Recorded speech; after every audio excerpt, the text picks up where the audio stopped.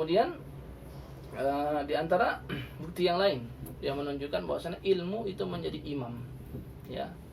Maka kita akan melihat beberapa fenomena orang yang melakukan amalan yang mungkin karena kita belum tahu ilmunya, kita memandang amalan tersebut kurang bagus, ya. Namun bagi orang yang sudah tahu ilmunya, ya, dia akan bersikap yang lain.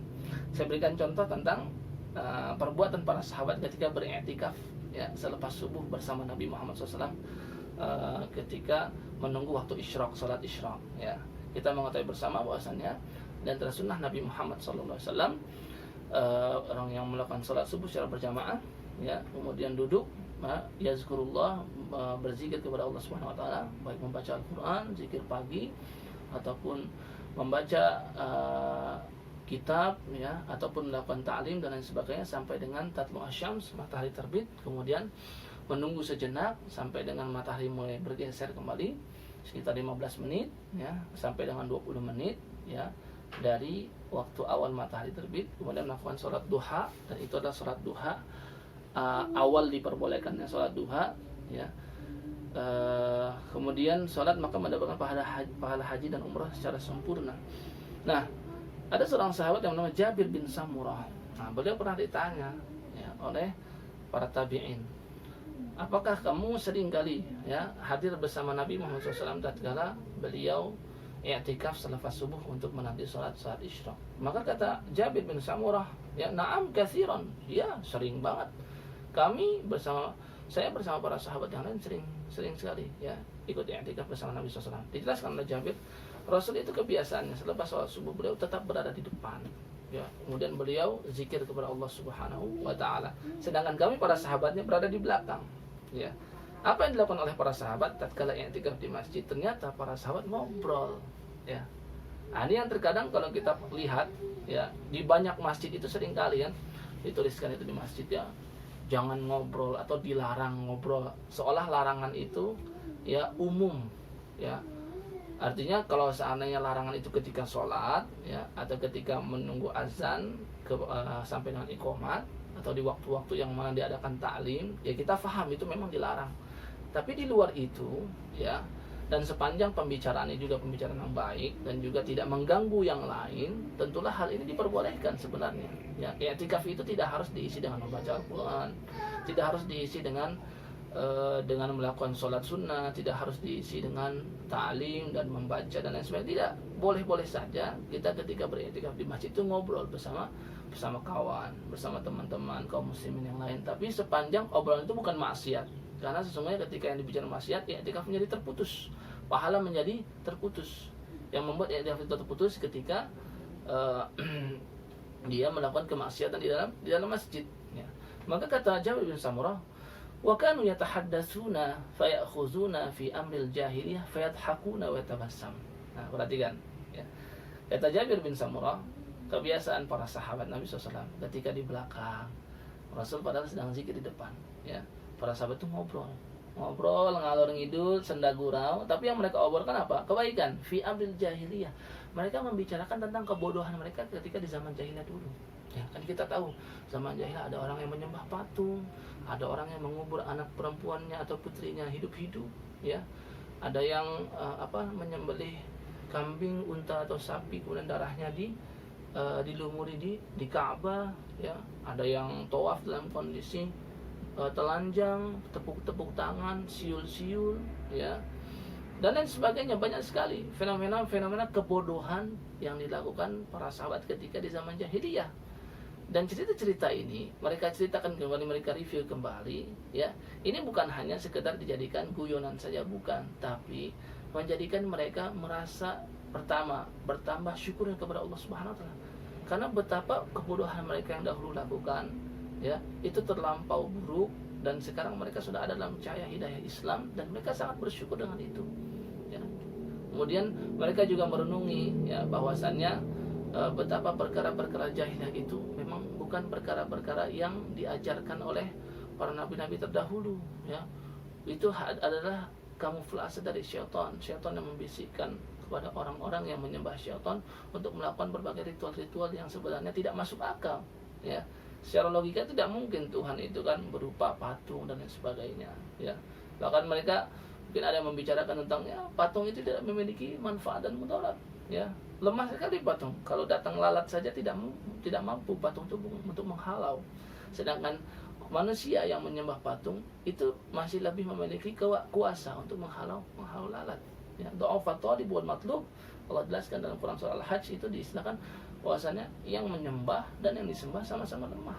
Jadi itu yang dibicarakan oleh mereka, fayadhakun. Ternyata ya karena memang perkara jahiliyah masih bodoh, maka ketika mereka bicarakan mereka pun tertawa, ya, dan tersenyum dan tertawa. Dan tertawa tersebut terdengar oleh Nabi Muhammad SAW. Maka Nabi Muhammad SAW hanya melihat ke belakang saja, dan beliau wayatabassam. Kata Jabir bin Samurah, Rasulullah hanya tersenyum saja. Dan ini juga termasuk hadis takriri yang menunjukkan bahwasanya diperbolehkan ketika melakukan i'tikaf untuk berbicara atau ngobrol sepanjang hal itu adalah kebaikan, ya. Buktinya adalah Nabi Muhammad SAW itu tidak melarang hal tersebut, justru beliau hanya tersenyum, ya. Jadi inilah pentingnya ilmu sebelum beramal, karena ilmu sesungguhnya adalah imam bagi amalan tersebut, dan amal adalah makmumnya, ya. Ada lagi satu kisah terakhir yang saya ceritakan pada poin yang keempat ini, ya, tentang bagaimana kedalaman ilmu seorang yang sudah faqih, ya, sehingga orang biasa, orang awam yang belum sampai derajat faqih pun mungkin memandang hal itu adalah suatu keburukan, ya, sesuatu yang tidak bagus, ya. Contohnya Al-Imam Asy-Syafi'i, Muhammad bin Idris Asy-Syafi'i, beliau pernah bertamu ke rumah muridnya Al-Imam Ahmad bin Hanbal, ya. Ketika Al-Imam Asy-Syafi'i datang ke rumah Imam Ahmad, beliau dalam kondisi sebenarnya kurang sehat, ya. Dan kemudian beliau disediakan makanan yang berbeda dari biasa yang dimakan oleh Imam Ahmad bersama keluarga, karena kita tahu ya betapa orang-orang salafun saleh terdahulu mereka adalah orang-orang sederhana, ya, mengkonsumsi makanan itu seadanya saja, ya. Karena itulah yang diajarkan oleh Nabi Muhammad SAW, ya, untuk bersikap sederhana dalam mengkonsumsi barang atau makanan. Nah, tapi tatkala datang tamu disediakan makanan yang banyak, yang berbeda dari biasanya. Maka ketika setelah disediakan makanan, Imam Asy-Syafi'i pun makan dengan lahap, ya. Beliau makan dengan lahap, apapun beliau makan sampai habis, ya. Semua piring habis, nampan habis, ya, dihabiskan oleh Imam Asy-Syafi'i, ya. Kemudian anak Imam Ahmad itu terheran-heran melihat sikap Imam Asy-Syafi'i, karena mungkin di pandangan orang awam, ya, seorang ulama itu tidak seharusnya makan seperti itu, makan terlampau banyak, ya. Biasanya ulama itu yang sudah faqih itu makan itu sedikit saja, karena terlalu banyak makan itu menyebabkan malas untuk beribadah, apalagi untuk sholat malam, ya. Dan ketika itu adalah makan malam, ya. Maka setelah selesai makan, ya, kemudian beristirahat, ya, semua. Kemudian ketika beristirahat, Al-Imam Asy-Syafi'i, ya, itu berbaring miring ke kanan dalam kondisi punggung beliau membelakangi ke arah kamar Al-Imam Ahmad, ya. Maka ketika sudah malam, tengah malam, Imam Ahmad terbangun, ya, anak beliau juga terbangun untuk melakukan sholat qiyamul lail, dan anak Imam Ahmad melihat Al-Imam Asy-Syafi'i masih dalam kondisi, ya, tiduran, ya, dari belakang, tidak melihat wajah daripada Al-Imam Asy-Syafi'i. Maka keluarga Imam Ahmad pun sholat tahajud, sholat qiyamul lail, dan tidak terlihat Al-Imam Asy-Syafi'i bergerak dari posisi tidurnya, ya, sampai dengan sholat subuh berkumandang, azan subuh berkumandang, ya, tidak terlihat sekalipun Al-Imam Asy-Syafi'i bangkit untuk melakukan sholat qiyamul lail, ya. Kemudian Al-Imam Ahmad bersama Imam Syafi'i pergi untuk sholat subuh, ya.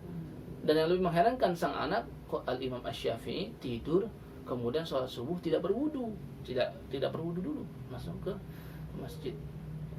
Maka fenomena seperti ini menjadikan orang yang awam untuk bertanya-tanya, karena memang orang awam tidak tahu ilmunya, ya. Sedangkan Al-Imam Asy-Syafi'i adalah seorang ulama, maka beliau pasti memiliki alasan melakukan hal-hal seperti itu.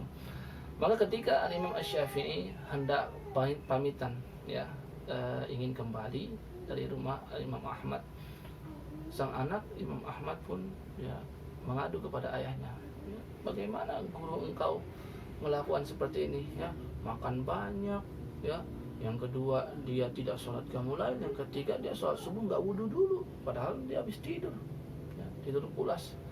Maka Al-Imam Ahmad adalah seorang yang sangat menghormati dan memuliakan gurunya.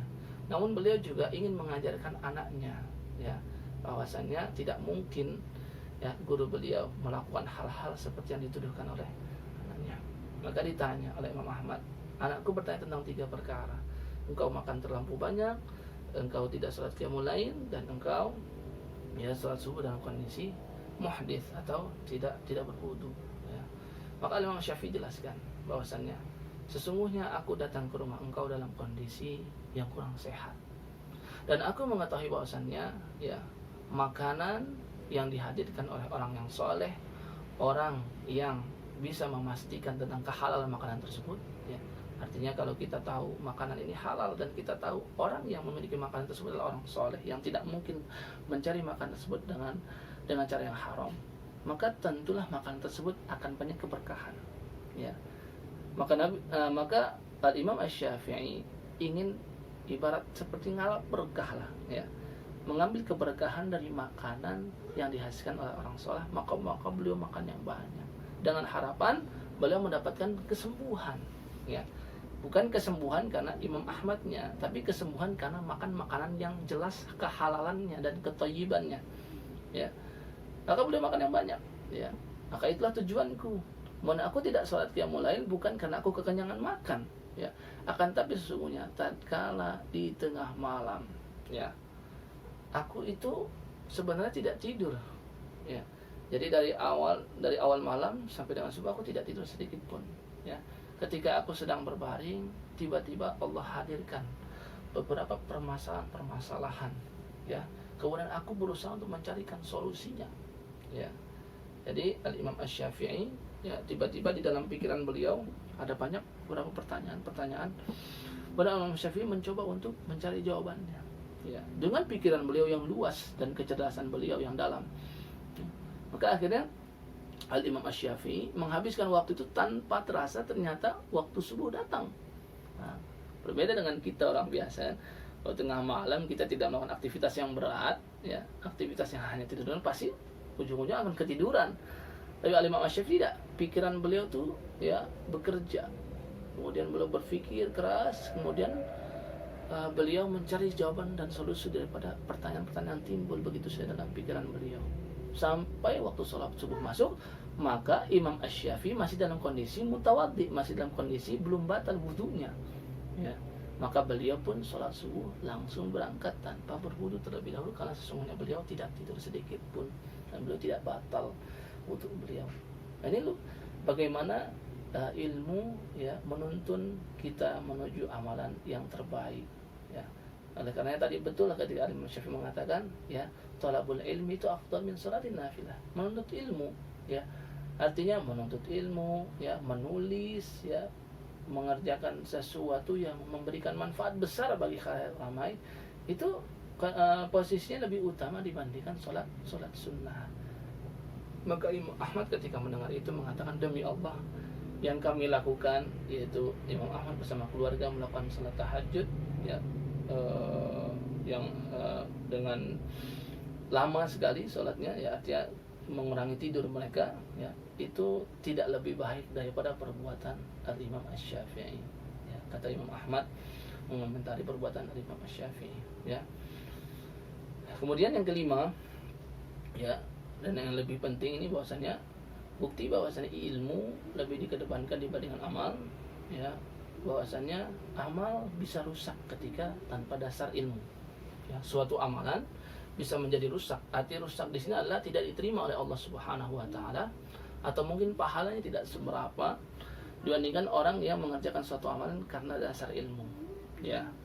Dalam kitab Majmu' Fatawa milik Syekhul Islam Ibnu Taimiyah, beliau menukilkan perkataan Umar bin Abdul Aziz, ya, khalifah dari Bani Umayyah, dan beliau termasuk keturunan daripada Umar bin Khattab, ya. Beliau adalah khalifah yang adil. Beliau pernah berkata, man abadallaha bi ghairi ilmin kana ma yufsidu aktsaru mimma yuslih.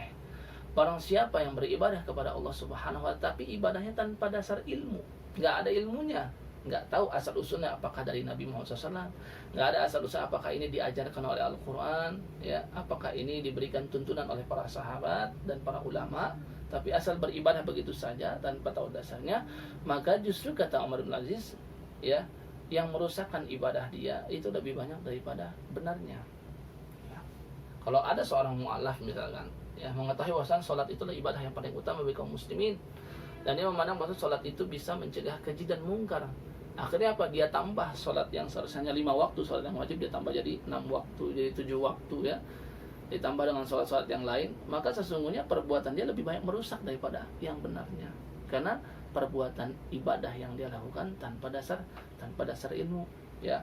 Oleh karenanya Allah Subhanahu wa taala sangat mengecam perbuatan ibadah yang hanya sekedar ikut-ikutan. Beribadah itu harus ada dasarnya, ya. Dalam Quran surah Al-Isra, surah nomor yang ke-17 ayat ke-36, Allah Subhanahu wa taala berfirman, "Wala taqfu ma laysa laka bihi 'ilm, innas sam'a wal basara wal fu'ada kullu ulaika kana 'anhu mas'ula." Ya, yang artinya janganlah kamu ikuti wala taqfu ma laysa laka bihi 'ilm. Ikuti perkara sesuatu yang tidak kamu tahu apa dasarnya. Ya. Orang-orang melakukan amalan ini, ya, kemudian kita hanya ikut-ikutan saja. Ya, seharusnya kita tanya dulu kepada ustadz, kepada ahli agama, kepada syekh dan lain sebagainya, apakah boleh melakukan ibadah ini? Karena semuanya ibadah itu ada dasar dan tuntunan yang tidak bisa kita buat begitu saja, ya. Karena kata Allah SWT, sesungguhnya pendengaran, wal basar penglihatan, ya, wal fuad dan hati nurani itu kelak akan nanti ditanya oleh Allah Subhanahu wa taala tentang apa yang pernah dilakukan, ya, ketika hari kiamat nanti, ya. Dan juga kita bisa melihat di dalam Quran surah Muhammad, ya, ayat yang ke-19, fa'lam annahu la ilaha illallah wastaghfir li dzambika walil mu'minina wal mu'minat wallahu ya'lamu taqallabakum wa maswaakum. Allah Subhanahu wa taala, maka ketahuilah bahwa tidak ada Tuhan yang patut disembah selain Allah. Di sini Allah menggunakan ibarah fa'lam. Fa'lam itu adalah ketahuilah, artinya berilmu dulu sebelum menyatakan la ilaha illallah, sebelum bersyahadat. Bukankah yang menjadikan seseorang ingin bersyahadat masuk ke dalam agama Islam karena dia mengetahui betul bahwa agama Islam adalah agama yang benar? Ya, kalau kita tanya orang-orang yang masuk Islam, mu'alaf masuk Islam, itu pasti, ya, ketika mereka masuk ke dalam agama Islam, itu pasti ada sebuah alasan, ya, yang menjadikan dasar dia mau untuk mengucapkan kalimat syahadat, ya. Mungkin dia mengetahui kebenaran Islam, ya, mungkin dia melihat bahwasannya ibadah-ibadah yang dilakukan oleh kaum muslimin itu ibadah yang mudah, ya, ibadah yang lebih menyejukkan, lebih menenteramkan hati dan lain sebagainya, ya. Maka ilmu terlebih dahulu, ya, baru setelah itu beramal, bersyahadat, wastaghfir li dzambika, mengucapkan istighfar dan juga amalan, ya. Wallahu ya'lamu taqallabakum wa maswaakum, dan Allah mengetahui tempat usaha dan tempat tinggalmu. Kemudian, ya, kisah di zaman Nabi Muhammad SAW diriwayatkan oleh Al-Imam Abu Dawud dari sahabat namanya Jabir bin Abdullah atau Jabir bin Abdillah. Ini kisah tentang suatu amalan bisa rusak tanpa ilmu, ya. Ini kisahnya adalah seorang sahabat Nabi Muhammad SAW ketika berada dalam perjalanan peperangan, beliau terkena batu yang besar, kemudian fasyajjahu ra'suh, ya, fasyajjahu fi ra'sihi. Batu tersebut mengenai kepalanya dan membuat kepalanya bocor, berdarah, ya. Ini bukan luka yang ringan, ya. Summahtadama, kemudian ternyata di malam hari sahabat yang terkena luka tersebut dan sudah diperban, ya, beliau ternyata mimpi basah, ihtalam. Ini lagi-lagi mimpi basah, ya. Fasala ashabahu, maka sahabat ini bertanya kepada sahabat-sahabat yang lain. Mungkin malu bertanya kepada Nabi SAW, ya. Beliau bertanya, gitu. Apa pertanyaan beliau? Faqala hal tajiduna li rukhsatan fit tayammum, ya. Kalian sudah tahu aku terkena luka batu, ya, dan lukanya begitu besar. Dan kalau aku mandi junub, aku buka ini tentu akan membuka kembali lukaku yang dalam, ya. Maka beliau bertanya, apakah kalian tahu aku memiliki rukhsah keringanan dalam syariat Islam untuk melakukan tayamum, tidak mandi? Faqalu ma najidu laka rukhsatan, ya, wa anta taqdiru 'alal ma'. Kata para sahabat yang lain, enggak, kami enggak mengetahui kamu mendapatkan rukhsah. Posisi atau kondisi seperti kamu tetap harus mandi wajib menurut para sahabat yang lain seperti itu. Faqtasala, akhirnya, ya, dia pun melakukan apa yang dianjurkan atau diperintahkan para sahabat yang lain. Dia pun mandi. Famata, dan qadarullah, ya, dengan izin Allah Subhanahu wa taala, ternyata setelah dia mandi dia pun wafat. Ya, karena mandi mengenai kembali kepalanya yang ada lukanya. Falamma qadimna ala Nabi sallallahu alaihi wasallam akhbara bidzalik. Nah, maka para sahabat merasa bersalah. Akhirnya para sahabat menceritakan cerita tersebut, ya, kepada Nabi sallallahu alaihi wasallam. Faqala qatalahumullah. Lihat bagaimana Rasulullah mencela seseorang yang beramal tanpa ilmu. Kata Nabi sallallahu alaihi wasallam, mereka semua yang telah menganjurkan dan merekomendasikan sahabatku yang meninggal, ya, dengan cara mandi junub, ya, tetap diwajibkan mandi junub, maka mereka semua telah membunuh orang tersebut. Ya, qatalahumullah. Dan Rasul bahkan tidak hanya menyatakan mereka telah membunuh sahabatku itu, dan juga Rasul mendoakan keburukan bagi para sahabat lain yang telah menganjurkan untuk mandi tadi. Kata Rasul, qatalahumullah, semoga Allah membinasakan mereka semua. Ya, Rasul sangat keras dalam perkara hal ini. Maka Rasul katakan, ala sa'alu, kenapa mereka nggak mau nanya? Ya. Jadi ingin beribadah, sedangkan tahu ibadah itu ada tuntunannya, maka janganlah melakukan ibadah, ya, dengan cara menerka-nerka sendiri dengan perasaan saya mengatakan ini, ya udah saya ibadah seperti ini, ya. Seharusnya mengatakan ibadah itu ada tuntunan dari Nabi Muhammad SAW. Maka kenapa mereka nggak bertanya? Kalau tidak ada Nabi, bertanyalah kepada sahabat lain yang lebih paham. Karena banyak sekali sahabat yang lebih paham. Ada Muaz bin Jabal, ada Zaid bin Sabit, ada Abdullah bin Umar, ada Ali bin Abi Thalib, ada Umar bin Khattab. Itulah sahabat-sahabat, para fuqaha dari kalangan sahabat, ya, para ulamanya sahabat, para kiainya sahabat lah, ya. Maka Rasul ala sa'alu idza lam ya'lamu, kenapa mereka enggak mau tanya ketika mereka tidak tahu? Fa inna masyifa'ul ayyi aswat. Kata Nabi SAW, obat dari kebodohan itulah bertanya, ya. Ini pentingnya berilmu sebelum beramal, karena amalan bisa rusak tatkala dilakukan tanpa dasar ilmu, ya.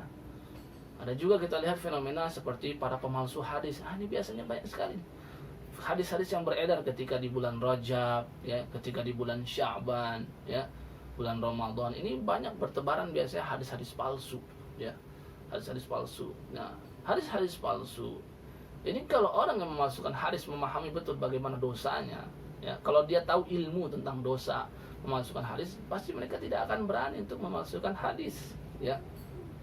Kita lihat, ya, di zaman dahulu, ya, ada seorang pemalsu hadis yang bernama Maisarah bin Abdu Rabbih, ya, Maisarah bin Abdi Rabbih, ya.